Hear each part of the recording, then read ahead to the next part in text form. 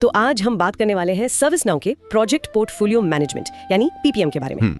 लेकिन रुकिए, इसे किसी बोरिंग कॉर्पोरेट प्रेजेंटेशन की तरह बिल्कुल नहीं समझेंगे।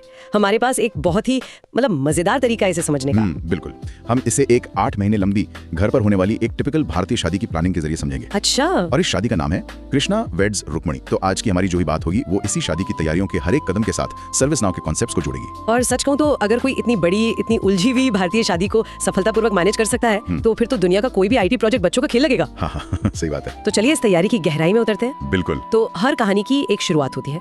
इस शादी की बात कैसे शुरू हुई? ये तब हुआ जब कृष्णा के परिवार ने रुक्मिणी की तस्वीर देखी और रुक्मिणी के परिवार ने कृष्णा का बायोडेटा। वो एक बहुत ही अनौपचारिक पहला कदम था, बस ये जानने के लिए कि क्या वाइब मैच हो रही है। हाँ, वो बस एक बेसिक फील लेने जैसा था कि क्या दोनों परिवार एक दूसरे से जुड़ पा रहे हैं। और प्रोजेक्ट की दुनिया में इसी पहले कदम को IKO कहते हैं। IKO, हाँ, इनिशियल किक ऑफ। ये कोई फॉर्मल मीटिंग नहीं है, बल्कि प्रोजेक्ट शुरू करने से पहले की एक बेसिक समझ है, ये देखने के लिए कि क्या ये आइडिया आगे ले जाने लायक है भी या नहीं। अच्छा, तो वो जो हल्की सी घबराहट थी कि हाँ बोलेंगे या ना, वो असल में IKO था। एग्जैक्टली। लेकिन उसके बाद जो हुआ वो ज्यादा गंभीर था। पहली आधिकारिक पारिवारिक बैठक, चाय समोसे और हवा में थोड़ी टेंशन, सब एक दूसरे को नाप तोल रहे थे। और फिर वहीं पर सबके सामने ये तय हुआ कि शादी पक्की। और सर्विस नाउ की भाषा में इसे कहते हैं CKO, कस्टमर किक ऑफ। ये IKO से बहुत अलग है। ये वो आधिकारिक मीटिंग है जहां सभी जरूरी लोग, मतलब सारे स्टेक होल्डर्स, एक साथ बैठते हैं, प्रोजेक्ट के लक्ष्यों पर सहमति जताते हैं और आधिकारिक तौर पर प्रोजेक्ट की शुरुआत करते हैं। एक मिनट, क्या IKO के बाद सीधे काम शुरू नहीं कर सकते? ये CKO की औपचारिकता क्यों जरूरी है? ऐसा लगता है कि इससे बस प्रक्रिया लंबी हो रही है। ये बहुत अच्छा सवाल है। कई प्रोजेक्ट्स इसी गलती की वजह से फेल होते हैं। देखिए, IKO में सिर्फ आइडिया पर बात होती है, लेकिन CKO में बजट, टाइमलाइन और डिलीवरेबल्स पर मोहर लगती है। अच्छा। अगर CKO को छोड़ दिया तो हो सकता है कि आधे प्रोजेक्ट के बाद पता चले कि लड़के के चाचा को तो डेस्टिनेशन वेडिंग चाहिए थी, जबकि बाकी सब घर पर शादी की तैयारी कर रहे हैं। अरे हाँ, CKO सबको एक ही पेज पर लाता है। समझ गई। CKO वो पल है जब सब कहते हैं ठीक है, हम सब इसमें साथ हैं और ये रहा प्लान। बिल्कुल। तो CKO हो गया, शादी पक्की हो गई। अब सबसे बड़ा सवाल सामने आया, शादी होगी कैसी, उसका विजन क्या होगा? और दोनों परिवारों ने मिलकर तय किया कि शादी का थीम होगा गढ़वाली वेडिंग। मतलब कपड़े, रस्में, सजावट, संगीत, सब कुछ पारंपरिक गढ़वाली अंदाज में होगा। और प्रोजेक्ट मैनेजमेंट में थीम का मतलब भी बिल्कुल यही होता है। यह प्रोजेक्ट की आत्मा है, उसका ओवरऑल विजन। अच्छा। ये सिर्फ एक फैंसी शब्द नहीं है, बल्कि एक गाइडिंग प्रिंसिपल है, जिसके आधार पर प्रोजेक्ट से जुड़े सभी छोटे बड़े निर्णय लिए जाते हैं। जब भी कोई कंफ्यूजन हो तो टीम पूछती है क्या ये हमारे थीम के साथ मेल खाता है। अरे ये तो बहुत काम आया, क्योंकि जब संगीत के लिए गानों की लिस्ट बन रही थी तो किसी ने लेटेस्ट बॉलीवुड आइटम सॉन्ग का सुझाव दिया। हाँ, होता है। लेकिन तुरंत किसी ने कहा नहीं, हमारी थीम गढ़वाली वेडिंग है तो हमें गढ़वाली लोक संगीत को प्राथमिकता देनी चाहिए। 1 मिनट में बहस खत्म। देखा, थीम ऐसे ही सैकड़ों छोटे छोटे फैसलों को आसान बना देता है और प्रोजेक्ट को उसकी पहचान देता है। सर्विस नाउ में आप थीम को सीधे अपने पोर्टफोलियो प्लान से लिंक कर सकते हैं, ताकि हर कोई उस बड़े विजन को देख सके। थीम तय होते ही असली काम शुरू हुआ और सामने आई एक बहुत लंबी लिस्ट। हाँ। क्या क्या चाहिए? अरे बाप रे, गढ़वाली नाथ, पिछौड़ा, लेटेस्ट डिजाइन वाली ज्वेलरी, वेन्यू, खाने का मेन्यू जिसमें बाल मिठाई भी हो, और फिर हल्दी, संगीत, शादी जैसे सारे इवेंट्स की पूरी लिस्ट। ये लिस्ट खत्म ही नहीं हो रही थी। प्रोजेक्ट की भाषा में इस लंबे लिस्ट को ही हम रिक्वायरमेंट्स कहते हैं। रिक्वायरमेंट्स? जी, ये उन सभी चीजों, फीचर्स या कामों की सूची है जिन्हें प्रोजेक्ट के अंत में डिलीवर किया जाना है। लेकिन यहाँ एक दिलचस्प बात है, रिक्वायरमेंट्स इकट्ठा करना आसान है, मुश्किल है उनके बीच के टकराव को सुलझाना। टकराव?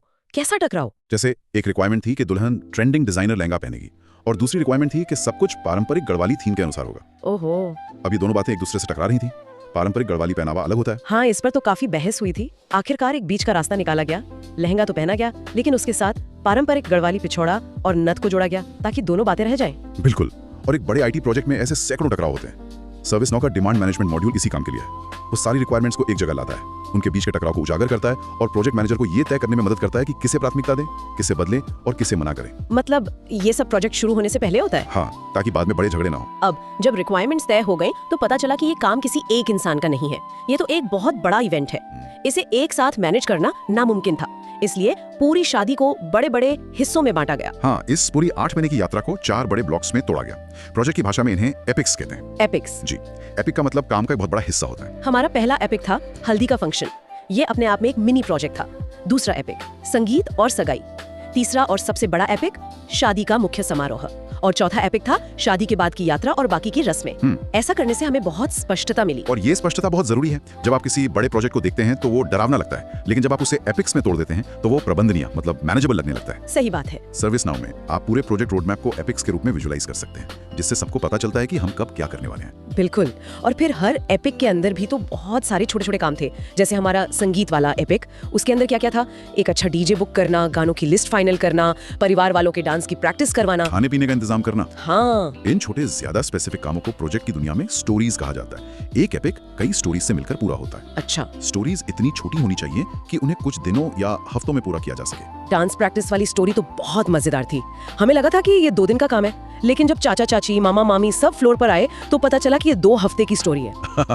किसी का तालमेल ही नहीं बैठ रहा था। और यही स्टोरीज का फायदा है, वो काम के असली एफर्ट को उजागर करती हैं। एक बड़ा काम डांस की तैयारी अस्पष्ट है, लेकिन चाचा चाची के कपल डांस की कोरियोग्राफी एक स्पष्ट स्टोरी है जिसका अनुमान लगाया जा सकता है। सही है। बड़ा काम हमेशा ऐसे ही छोटे छोटे कदमों में पूरा होता है। अब इतनी सारी स्टोरीज और टास्क थे कि हम सब कुछ एक साथ नहीं कर सकते थे, कंफ्यूजन हो जाता।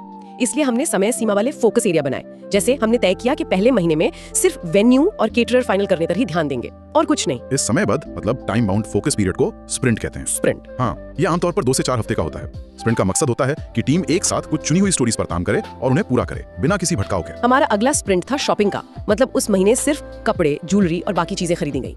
उसके बाद इनविटेशन कार्ड का स्प्रिंट था। स्प्रिंट का मतलब था इस महीने सिर्फ इसी पर फोकस करना है। और ये एजाइल मेथोडोलॉजी का एक बहुत जरूरी हिस्सा है, जिसे सर्विस नाउ में बड़े पैमाने पर इस्तेमाल किया जाता है। सर्विस नाउ का एजाइल 2.2 मॉड्यूल टीम्स को अपनी स्प्रिंट्स प्लान करने, स्टोरीज को ट्रैक करने के लिए विजुअल बोर्ड्स बनाने और वेलोसिटी जैसी चीजों को मापने में मदद करता है। वेलोसिटी से पता चलता है कि टीम एक स्प्रिंट में कितना काम पूरा कर पा रही है, जिससे भविष्य की प्लानिंग और बेहतर होती है। और फिर महीनों की प्लानिंग, एपिक, स्टोरीज और स्प्रिंट्स के बाद वो दिन आए जिनका सबको इंतजार था।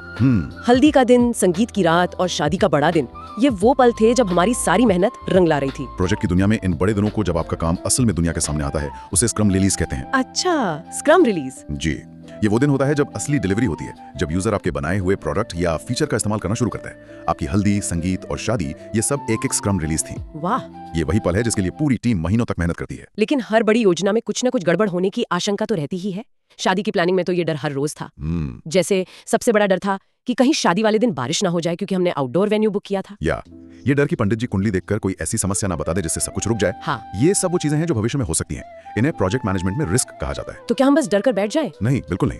एक अच्छे प्रोजेक्ट मैनेजर की निशानी ये है कि वो रिस्क को पहचानता है और उसके लिए एक मिटिगेशन प्लान यानी बचाव की योजना बनाता है। अच्छा, जो सच में हो गई। अच्छा। शादी से ठीक 1 हफ्ते पहले हमारे केटरर का फोन आया कि उसका मेन शेफ बीमार पड़ गया है। अब ये रिस्क नहीं था, ये एक वास्तविक समस्या थी। प्रोजेक्ट की दुनिया में ऐसी समस्या को जो पहले ही घटित हो चुकी है उसे इशू कहते हैं। इशू? जी। रिस्क भविष्य में होता है, इशू वर्तमान में होता है। इशू को नजरअंदाज नहीं किया जा सकता, उसे तुरंत हल करना पड़ता है। उस वक्त तो हाथ पैर फूल गए थे। पूरी टीम मतलब पूरा परिवार इस इशू को सुलझाने में लग गया। फोन कॉल्स, कॉन्टैक्ट्स और आखिरकार 24 घंटे के अंदर एक दूसरे अच्छे केटरर का इंतजाम हो गया। और यही इशू मैनेजमेंट है। सर्विस नाउ में जब कोई इशू लॉग होता है तो उसे एक प्राथमिकता दी जाती है, जैसे कि क्रिटिकल, और उसे तुरंत सही व्यक्ति को सौंपा जाता है ताकि उसे जल्द से जल्द सुलझाया जा सके। एक और मजेदार गड़बड़ हुई। मेरी शेरवानी आ गई थी और जब मैंने उसे पहनकर देखा तो उसकी एक आस्तीन दूसरी से थोड़ी तंग थी। ओहो। सब कुछ ठीक था, बस एक छोटी सी खराबी थी। इस तरह की खराबी को जब कोई चीज उम्मीद के मुताबिक काम नहीं कर रही हो, डिफेक्ट या बग कहा जाता है। डिफेक्ट? हाँ, ये एक इशू से थोड़ा अलग है। इशू एक अप्रत्याशित समस्या है, जबकि डिफेक्ट आपके बनाए हुए प्रोडक्ट में ही एक कमी है। तो हमने तुरंत दर्जी को बुलाया, उसने डिफेक्ट को समझा और उसे ठीक कर दिया। सॉफ्टवेयर की दुनिया में भी यही होता है। जब कोई फीचर सही से काम नहीं करता तो एक डिफेक्ट लॉक किया जाता है। सर्विस नाउ में डिफेक्ट्स को ट्रैक करने, उनकी प्रायोरिटी तय करने और उन्हें डेवलपर को सौंप कर ठीक करवाने का एक पूरा सिस्टम होता है, ताकि फाइनल रिलीज का प्रोडक्ट परफेक्ट हो। और इतनी सारी प्लानिंग के बावजूद कभी-कभी बीच में प्लान बदलना भी पड़ता है ना? बिल्कुल। जैसे हमने पहले सोचा था कि दूल्हे की एंट्री घोड़ी पर होगी, लेकिन फिर मेरे दोस्तों ने कहा कि कुछ धमाकेदार करते हैं और हमने एंट्री को एक विंटेज कार में बदलने का फैसला किया। इस तरह के बदलाव के लिए एक फॉर्मल प्रोसेस होता है जिसे रिक्वेस्ट चेंज कहते हैं। Request change? जी। प्रोजेक्ट में लचीलापन जरूरी है, लेकिन हर बदलाव को सोच समझकर और अप्रूवल के साथ ही लागू किया जाना चाहिए, वरना बजट और टाइमलाइन दोनों बिगड़ सकते हैं। सही बात है। एक छोटे से बदलाव का असर कई दूसरी चीजों पर पड़ सकता है। सर्विस नाउ का चेंज मैनेजमेंट ये सुनिश्चित करता है कि हर बदलाव के प्रभाव का आकलन हो और उसे मंजूरी मिलने के बाद ही लागू किया जाए। तो अब ये स्पष्ट है कि चाहे 8 महीने लंबी भारतीय शादी की योजना हो या एक जटिल सर्विस नाउ प्रोजेक्ट, सफलता की कुंजी एक ही है: अच्छी योजना, स्पष्ट संवाद और हर चीज का दस्तावेजीकरण, मतलब डॉक्यूमेंटेशन। और इस पूरी चर्चा का एक गोल्डन रूल है जो कॉर्पोरेट दुनिया में बहुत चलता है। अगर एसएनओ में नहीं लिखा तो समझो हुआ ही नहीं। हाँ, बिल्कुल। मतलब अगर किसी काम, फैसले या समस्या को सिस्टम में दर्ज नहीं किया गया तो वो किसी की नजर में है ही नहीं। क्योंकि जो लिखा नहीं है उससे कोई ट्रैक नहीं कर सकता, कोई सुधार नहीं कर सकता और ना ही उससे भविष्य के लिए कुछ सीख सकता है। डॉक्यूमेंटेशन, पारदर्शिता और जवाबदेही लाता है। उम्मीद है शादी की कहानी के माध्यम से सर्विसनाउ पीपीएम के कॉन्सेप्ट्स ज्यादा आसानी से समझ आए होंगे। और जाते जाते सोचने के लिए एक बात छोड़ जाते हैं, अगर अपने किसी निजी या प्रोफेशनल लक्ष्य को एक प्रोजेक्ट की तरह देखा जाए तो उसके एपिक्स और स्टोरीज क्या होंगे? उसे इस तरह तोड़ने से क्या उसे हासिल करना ज्यादा आसान नहीं हो जाएगा? इस पर विचार जरूर कीजिएगा।